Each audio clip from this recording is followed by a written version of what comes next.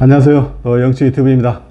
자, 이번 시간부터 몇 편에 걸쳐서 이 주택임대차 계약서 작성 방법을 알아보도록 하겠습니다.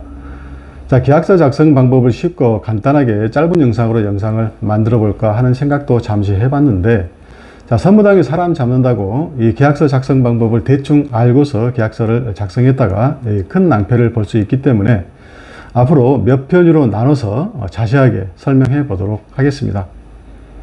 자, 셀프 계약서를 작성하시는 분들이나 이 초보 계약 공인중개사 분들에게 많은 도움이 되리라 생각합니다.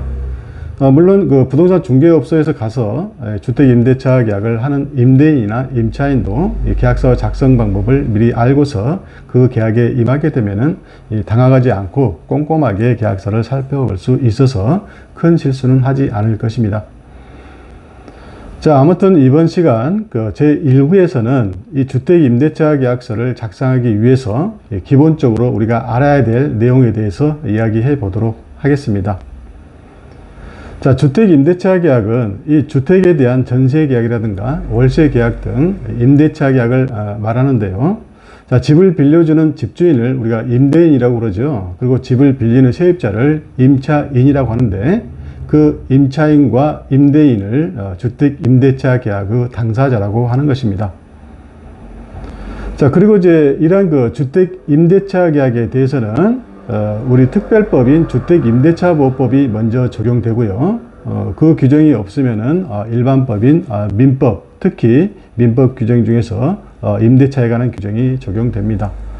자, 이것을 이제 특별법 우선의 원칙이라고 그러죠. 자, 특히 그 주택임대차보호법에서 말하는 주택은 이 주거용 건물을 의미하는데, 자, 주거용 건물인지 여부는 이 건축물 대장 등 공적 장부만을 기준으로 판단한 것이 아니라요, 그 건물의 실제 용도에 따라서 판단하게 됩니다. 자, 즉, 이 건축물 대장의 그 용도가 주거용인 경우뿐만 아니라, 자, 주거용이 아닌 고시원이라든가 근린생활시설, 기타 상가, 심지어 창고라 하더라도 그것이 실제 주거용으로 사용하고 있으면은 이 주택임대차보호법에서 말하는 주택에 해당하고 또 주택임대차보호법이 적용됩니다. 자, 그리고 이 건축물 대장이 없는 무허가 건물, 그리고 등기되어 있지 않는 미등기 건물도 실제 사용 용도가 주거용이게 되면 주택임대차보호법이 적용되는 것입니다.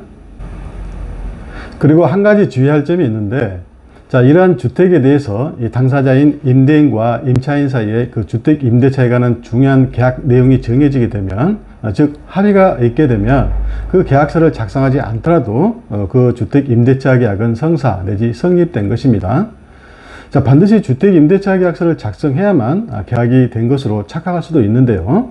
자, 계약서를 이렇게 작성하는 것은 이 계약 내용을 확실하게 하기 위한 것도 있지만은요, 이 주택임대차 계약을 체결했다는 증거로 남겨놓기 위해서 또는 이 확정일자를 부여받거나 이 전세자금 대출을 받거나 또 전세보증금 반환 보증보험에 가입하기 위한 제출 서류 또는 전월세 신고를 하기 위해서 작성하는 것입니다. 자, 따라서 이 주택임대차 계약의 중요한 내용이 정해지게 되면, 즉 당사자 간에 합의가 있게 되면 그 계약은 성립된 것이기 때문에, 자, 이때 계약서는 나중에 작성하기로 하고 우선 가계약금을 지급했다면은, 자, 그 가계약금은 실질적으로 가계약금이 아니고 계약금이라는 것입니다. 자, 따라서 이 세입자가 이 계약서를 작성하기 전에 그 계약을 없는 것으로 돌리고 싶은 경우에 그 가계약금을 포기해야만 해약을 할 수 있는 것이고, 또 반대로 집주인의 입장에서는 그 가계약금의 2배를 돌려주고 해약을 할 수 있는 것입니다. 자, 이 부분 굉장히 조심하셔야 됩니다. 자, 물론 그 집이 너무 마음에 들어서 일단 집을 잡아놓기 위해서 가계약금을 걸고 나중에 임대차 계약서를 작성하면서 그 계약 내용의 구체적인 내용을 중요한 부분을 합의해서 정하기로 한 경우에는 이 계약서를 작성할 때에 계약이 성립합니다. 자, 따라서 이 경우에는 계약을 하고 싶지 않다면은 그 세입자는 계약서를 작성하는 것을 거부하고 가계약금을 돌려받을 수 있는 것입니다. 아무튼 이 건축물 대장상 주거용으로 등재된 주택뿐만 아니라, 자, 실제 용도가 주거용인 경우에 주택임대차 계약서를 작성하게 되는데, 그 집주인이 주택임대사업자라고 하면 법에서 정해진 표준 임대차 계약서라는 서식을 사용해서 계약서를 작성해야 되지만은, 자, 일반적인 주택 임대차 계약서는 우리 법에 정해진 양식이나 서식은 없습니다. 자, 그래도 이 주택 임대차 계약서는 최소한 기본적으로, 자, 어떤 집을 임대하는가, 그리고 계약 내용이 무엇인가, 그리고 이 계약 당사자로서 임대인, 임차인이 누구인가, 그리고 이 부수적으로 계약 날짜가 들어가야만 기본적으로 계약서라고 할 수 있는 것입니다.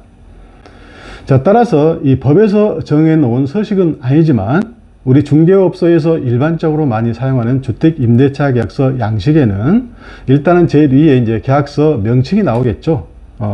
그리고 이제 첫 번째, 임대하는 집에 대한 부동산의 표시, 그 다음에 이 특약사항을 포함한 계약 내용, 그리고 그 다음에 이제 계약 당사자로서 임대인과 임차인의 인적 사항이 나오고, 그리고 계약 날짜가 들어갑니다.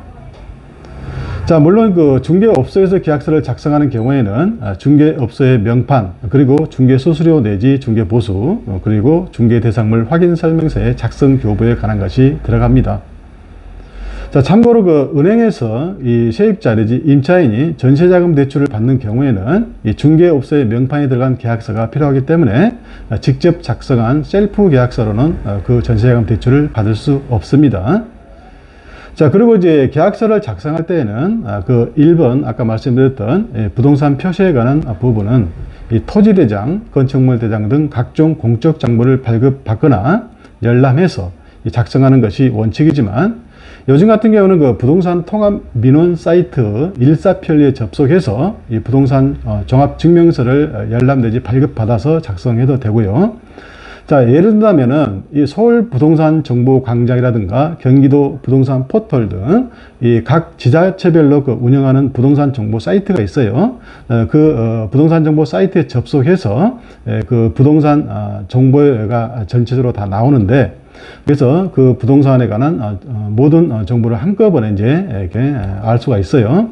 그것을 보고서 계약서를 작성하게 되면 아주 편리합니다. 자, 그리고 이제 2번 그 특약사항을 포함한 계약 내용 같은 경우는 이 당사자가 협의한 내용을 기재하면 되겠죠. 특히 이제 기본적인 계약 내용뿐만 아니고 특약사항이 굉장히 중요합니다.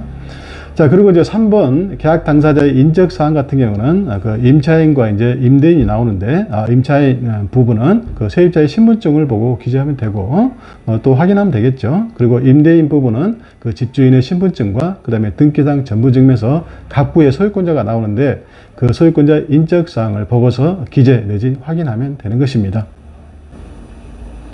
자, 한편 그 주택 임대차 계약서에 기본적으로 들어가는 것은 위에서 본 바와 같이 모두 동일하지만 기본적으로 동일해요.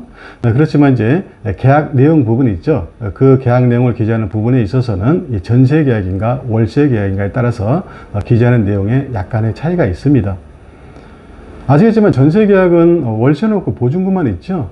그리고 월세 계약은 보증금과 월세가 있거나 또는 보증금이 아예 없고 월세만 있는 경우가 있기 때문입니다. 자, 또한 그 임대하는 집에 대한 부동산의 표시 부분에 있어서요, 그 임대하는 집이 집합 건물인가 아닌가 여부에 따라서 그 기재하는 내용에 약간의 차이가 있습니다. 자, 아시겠지만 아파트라든가 빌라, 그 다음에 연립, 도시형 생활주택, 오피스텔, 구분상가 등은 집합 건물에 속하고, 자, 그 이외에 단독주택이라든가 다가구주택, 다중주택, 고시원, 일반 상가 등은 집합 건물이 아닌 것이죠. 그래서 이 집합 건물인지 여부를 알아보는 가장 간단한 방법은요, 자, 그 건물에 대한 등기부등본, 즉 등기사항 증명서를 이렇게 발급 내지 열람받아 보게 되면, 자, 제일 위에 그 밑에 줄을 보시면 집합 건물이라고 써져 있으면 집합 건물이고, 그냥 건물이라고 나오면은 그 집합 건물이 아닌 것입니다.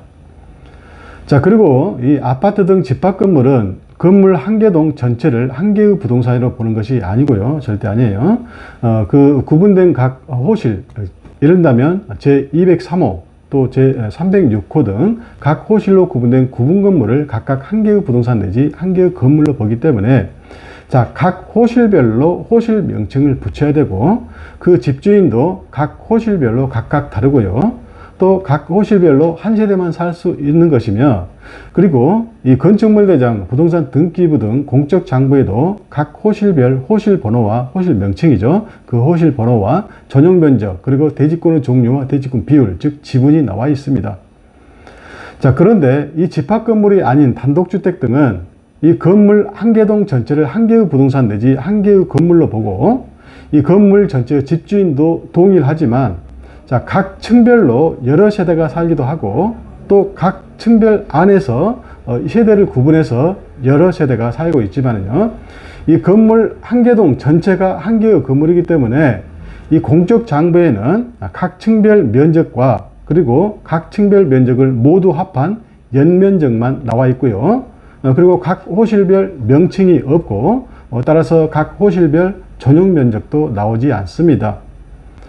자, 다만 이 공과금 고지서라든가 우편물, 택배 등 생활의 편리함을 위해서 각 호실의 명칭을 편의적으로 붙여 넣은 경우는 있어요. 그렇지만 이 경우에도 이 공적 장부에는 호실 명칭은 나오지 않습니다. 자, 이 주택 임대차 계약서를 작성할 때는 지금 설명드린 부분, 이 부분을 반드시 알고 작성해야 되는 것이고요. 자, 이런 내용을 모르면은 계약서를 정확하게 작성할 수가 없는 것입니다. 자, 이상으로 마치고요. 다음 시간 제2부에서 계속됩니다. 지금까지 시청해 주셔서 감사합니다. 다음 시간에 뵙기로 하겠습니다.